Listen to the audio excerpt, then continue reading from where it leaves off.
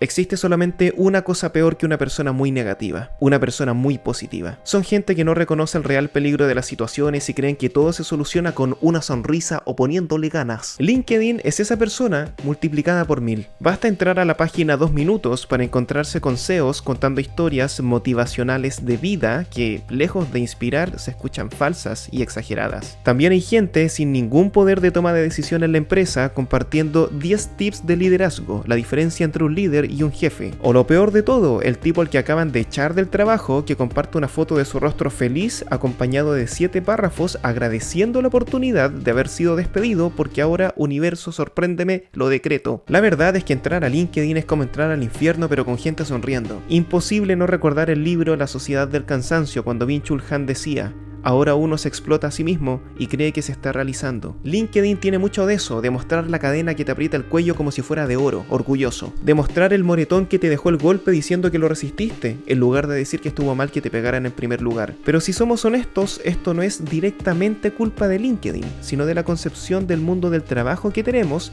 que eventualmente se replica en LinkedIn. ¿Por qué los empleados de ese CEO que postea su fantástica historia de motivación responden a eso con comentarios genéricos del tipo así es jefe, ahora vamos por más, orgulloso de pertenecer a esta familia? Pues por la misma razón que se tienen que reír en la oficina cuando ese mismo CEO dice un chiste que no es divertido, porque estamos aparentando, y hasta cierto punto, aunque no lo crean, eso es bastante funcional para la sociedad. El filósofo moral Adam Smith tenía razón cuando decía que los intercambios comerciales no funcionaban porque nos caemos bien entre nosotros, sino porque queremos el beneficio que el otro nos puede entregar. No es por la benevolencia del carnicero, del cervecero y del panadero que podemos contar con nuestra cena, sino por su propio interés. Eso trae cosas positivas, como que a ti no te importa si el caballero del negocio del barrio es del mismo equipo de fútbol que tú, ni si profesa tu misma religión o es de tu mismo país. Lo que te importa es que te venda el medio kilo de pan, y punto. Y lo que a él le importa es que tú tengas la plata para comprar ese pan. Y entre medio puede haber un intercambio de palabras relativamente simpático, siempre y cuando las dos partes cumplan con entregarle a la otra lo que quiere. Eso es bueno porque cuando existe interdependencia disminuye el nivel de conflicto, vale decir, nos obliga a convivir de manera civilizada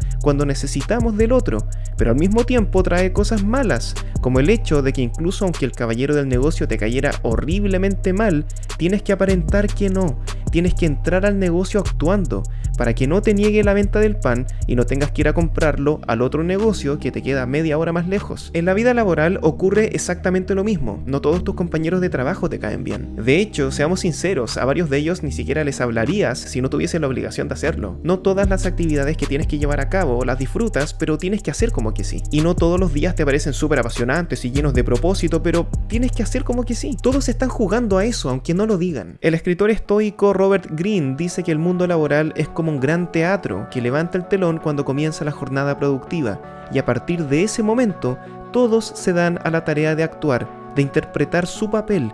Por lo tanto, es necesario primero sumarse a esa actuación, o si no serás expulsado de la obra, y segundo, no tomarse personal lo que ocurre durante la interpretación de cada personaje, porque es parte de su performance. Obviamente con límites sensatos, o sea, si alguien te pega un codazo en la cabeza, eso es denunciable. Descubrir que esto es un teatro muy tarde puede ser contraproducente para una persona que es buena en su trabajo, pero que no se sumó a la interpretación a tiempo, o como decía el escritor Franz Kafka, me avergoncé de mí mismo cuando me di cuenta de que la vida era una fiesta de disfraces y yo asistí con mi rostro real. La persona que asiste con su rostro real al trabajo, ese que peca de sincero cuando dice que la reunión fue una pérdida de tiempo, evidentemente va a tener una desventaja frente a la persona que sí supo leer la situación y entender que el propósito de la reunión era que el jefe se luciera, y hay que dejarlo nomás.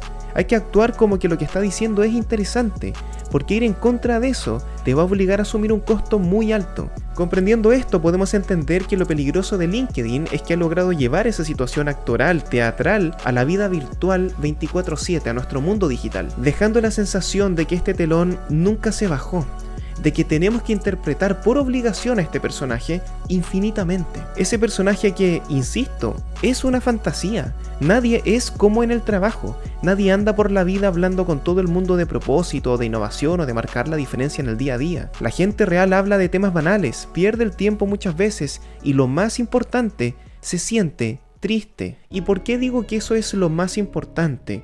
Porque sentirse triste, sentirse frustrado es parte fundamental del crecimiento personal y el aprendizaje. Cuando uno se siente mal de verdad es cuando se da cuenta de que debe tomar decisiones y muchas veces cambiar el rumbo de su vida. Sentirse mal o insatisfecho es un síntoma de algo de lo que hay que hacerse cargo, pero eso no pasa en LinkedIn. Si ex Twitter es la red social de las peleas e Instagram de la superficialidad, LinkedIn es la red social del positivismo tóxico. Y los psicólogos están de acuerdo en que eso puede ser incluso más dañino que una depresión. De manera contraintuitiva a lo que podríamos pensar, el intentar estar siempre feliz no es para nada saludable. El positivismo tóxico, en lugar de resolver los problemas, prefiere taparlos con caritas felices. Entonces, por ejemplo, si en tu trabajo tu jefe te hostiga, el positivismo tóxico, en lugar de solucionar ese problema, te va a decir que tienes que estar agradecido de tener un trabajo en primer lugar y de mirar para adelante, como si ignorar la situación hiciera que desapareciera. Y no tan solo no desaparece, sino que lo empeora. Porque cuando alguien te aconseja desde el positivismo tóxico, te hace sentir que tu sentimiento de tristeza o de frustración es un berrinche de niño malcriado, porque deberías enfocarte en lo bueno que está ahí, pero que tú no ves porque eres muy mal agradecido y hay gente que está peor que tú.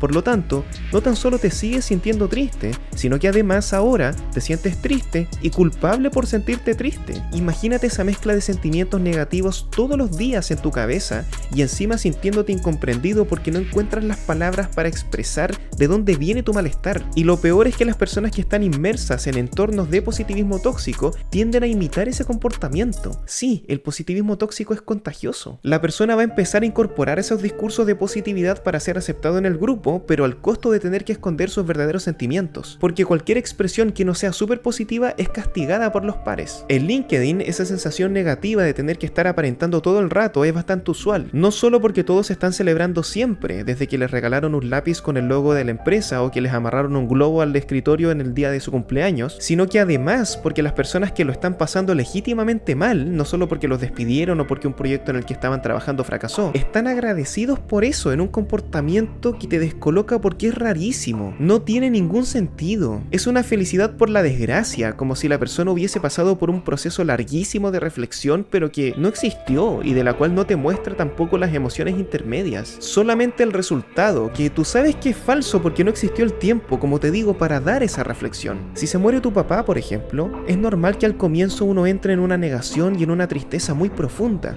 que con el pasar del tiempo, la reflexión y la socialización se va a ir asimilando de mejor manera. Quizás a los 10 años después de ocurrido eso, podremos sacar conclusiones más maduras y decir que estás agradecido de haber tenido ese padre en tu vida. Pero en LinkedIn da la sensación de que la gente está agradeciendo el mismo día que se murió. Y ese comportamiento humano nunca antes lo habíamos visto así.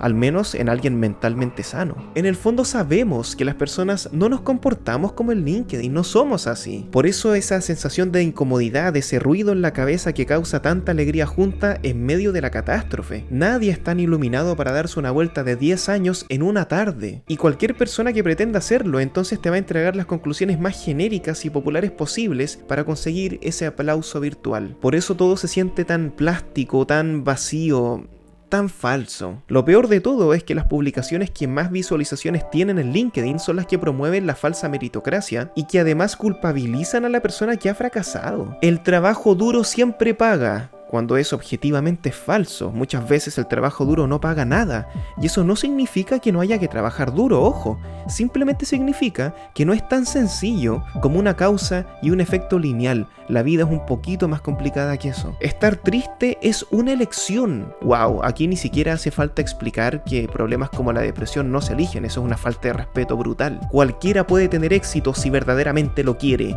Esto ya, wow, es falsísimo, no solo porque indirectamente dice que si no tienes éxito es culpa tuya por no haberlo querido lo suficiente, sino porque además está obviando un montón de otras variables que interfieren en ese proceso de éxito o de fracaso, como el contexto, como la suerte y etcétera, etcétera. Los hashtags más usados y repetidos que inundan la red, como hay trabajo o hay pega, hacen sentir que hay oportunidades infinitas para todos y que si tú no las tienes es porque no quieres. El que quiere trabajar está trabajando y si tú no lo estás haciendo es culpa tuya. Para ser justos, creo que es sensato decir que LinkedIn comenzó siendo una buena idea. Y al principio sí era una red social profesional con un objetivo relativamente claro, que era entendible y bueno de hecho. pero publicaciones como las que hemos revisado, que son la mayoría hoy, la hacen parecer un libro de autoayuda digital barato, con los peores consejos posibles del tipo si estás triste, no estés triste. Y todo esto incluso traspasa la pantalla, lo que es terrible, porque otra cosa muy común son las publicaciones de las personas que hacen las entrevistas de trabajo en las empresas, recomendando presentarse con una actitud positiva y no parecer desesperado, lo que prácticamente te obliga a tener que ir a actuar como un campeón y esconder la frustración de llevar cesante 1 año y medio. Lo interesante es que la evidencia psicológica muestra que las personas que tienden a ver todo positivo es porque tienen una concepción infantil de la realidad, y por lo tanto, a consecuencia de tener esta visión de niños pequeños sobre la realidad, es que cuando vienen los verdaderos desafíos de la vida, los verdaderos problemas, no saben resolver, porque esas situaciones no se resuelven pensando positivo o con una carita feliz. Y por si fuera poco, de manera paradójica, la posible consecuencia del positivismo tóxico es la depresión, también la ansiedad y en algunas personas los trastornos alimenticios. Y aquí la pregunta es, ¿en qué momento nos sumamos a esto? A este teatro, a esta actuación infinita que nos tiene a todos pensando que los únicos fracasados somos nosotros. Es increíble cómo LinkedIn es una red social que pasa súper desapercibida cuando hablamos de los efectos negativos de estas plataformas en la mente humana. Siempre hablamos de Instagram, de Twitter, de TikTok y cómo frían nuestro cerebro a pura dopamina. En este mismo canal tenemos un video conversando solamente de ese tema en profundidad. Pero poco se dice sobre que la cesantía de hoy es brutalmente agobiante a nivel mental, entre otras cosas por plataformas como LinkedIn, donde todos están triunfando, recibiendo ascensos, reconocimientos, premios, y si a alguien le pasa algo malo, entonces le da la vuelta para comunicarlo como algo bueno igual. No hay matices nunca, no hay grises, no hay reflexión, solamente celebración. Es una eterna fiesta profesional donde todos ganan siempre, y el que no entra con esa mentalidad, entonces no merece ganar. Si no piensa como ganador, entonces ya es un perdedor. Si no viene con mentalidad de éxito, entonces merecido tiene el fracaso. ¿Cuánto tiempo más vamos a seguir con este tipo de comunicación de la que tenemos evidencia que nos hace daño? ¿Por qué nos sumamos a esto en primer lugar? ¿Quién gana en el fondo? Con este culto al trabajo a niveles irracionales y con esta mega comunicación de éxito corporativo. Esa es una buena pregunta, ¿o no? ¿Quién está ganando con todo esto? Porque pareciera que estamos todos estresados, o sea, ¿a quién le sirve esta cuestión? Y ojo, no quiero decir con esto que la solución al positivismo tóxico sea pensar en negativo todo el rato, por supuesto que no. Lo que digo es que seamos realistas. Cuando pasan cosas malas es normal querer estar bien, pero eso no significa que tengamos que decir que el sufrimiento es bueno por defecto. La solución es pensar que lo malo pasará, sí, por supuesto que sí, y si tomamos decisiones racionales, entonces pasará antes, claro. Pero incluso haciendo eso, el camino de salida al infierno también está en llamas y sigue siendo lo más sensato recorrerlo. No romanticemos ese camino, no satanicemos ese camino, simplemente es lo que es. ¿Podemos ir con mente positiva pensando que lo lograremos, que podremos salir de ahí? Claro que sí. De hecho, yo te invito a que sí, pero al final del día es lo que es. Miren, si se van a quedar solamente con una cosa de este video, que sea la siguiente. No dejen, por favor, que las redes sociales como LinkedIn los hagan sentir tan culpables. Estar triste está bien.